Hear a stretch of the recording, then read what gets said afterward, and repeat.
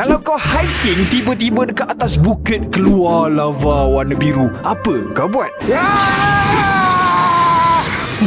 Lemak je pun, relax lah. Ini adalah Kawah Ijen, sebuah gunung berapi di Jawa Timur, Indonesia. Terkenal dengan fenomena api biru yang jarang dijumpai. Ia disebabkan nyalaan api yang terhasil daripada gas sulfur yang terkeluar daripada rekahan gunung berapi. Fenomena ini paling jelas dilihat pada waktu malam dengan cahaya biru yang luar biasa di sekitar kawah. Kawah Ijen juga merupakan tapak perlombongan sulfur, menjadikan ini sebagai keajaiban alam dan tempat bekerja. Okey dah, jom kita buat photoshoot wedding pula. Tunggu dulu. Apa hal?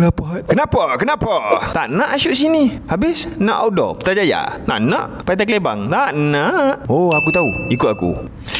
Cepat bang, panas ni bang. Panas. Kejap.